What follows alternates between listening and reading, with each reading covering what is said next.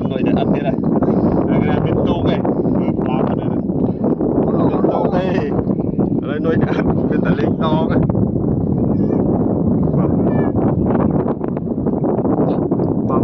mà dương nuôi để ăn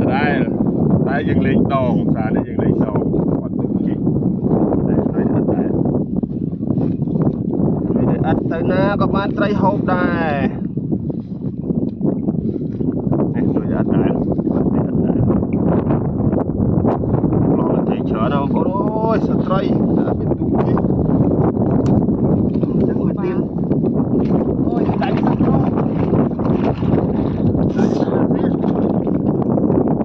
bạn chị sao đã là xe này ha không sao qua hả thấy sắp đặt thì đấy nuôi để ăn để hầm nang cho đòn mà muôi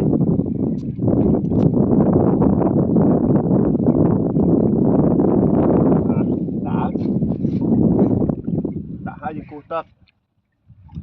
đã hai cô tật đã rồi